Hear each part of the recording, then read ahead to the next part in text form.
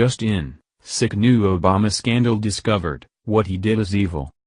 It looks like the former president did everything in his power to downplay the strength of one terrorist organization, not because it was true, but because he wanted to win an upcoming election.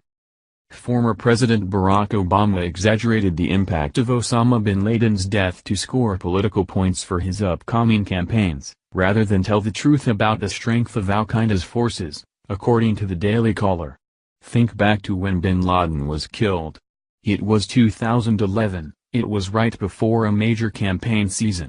I don't want to underplay the role that the killing of Osama bin Laden had, Rukmini Kamaki. But I think that was theorized into something much bigger. Former New York Times correspondent Rukmini Kamaki recently revealed that the Obama administration deliberately downplayed the strength of terrorist organizations in the Middle East for political reasons. With documents revealing that bin Laden was minutely managing the day-to-day operations of his terror network, his death was touted by former President Barack Obama as a key blow to the terrorist group, saying the organization was decimated. The overall narrative that I think was being pushed to the press, and if you look back at the editorials that were done when that drove came out, was an image of bin Laden isolated. He had lost control of this group, Rukmini Kamaki said during an event at the Foundation for Defense of Democracies. When asked whether or not he thought that there was something that was kept from the public's view, Mrs. Kamaki said that she thought there was. The head of the organization has been killed, and now, these are literally quotes that I would get, the organization has been decimated, the organization is in disarray, the organization is on the run, she continued. At the same time that we were preparing to pull out troops from Iraq and Afghanistan, I think that it was important to portray this as a problem that no longer existed. These sentiments were echoed by FDD expert Thomas Joscelyn, who said the narrative that came out in 2012, we knew immediately was wrong, totally wrong, and was basically a cherry-picked version of what's going on. Mrs. Kamaki went on to describe other instances that the Obama administration withheld or misrepresented information to prop up the narrative that terrorist groups were receding.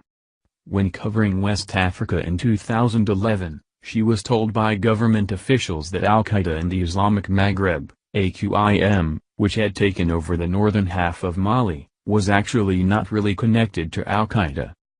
The narrative I would get is that it had opportunistically taken the al-Qaeda name in order to have prestige and scare people, and that in fact those people were just criminals, she said.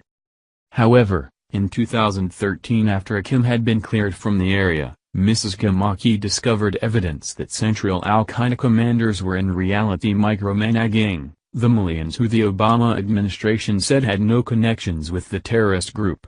Suddenly, my worldview, which had been informed by officials, started to fall apart, she said. These 470,000 or so files that pertain to the Abbottabad raid were recently released by the Trump administration.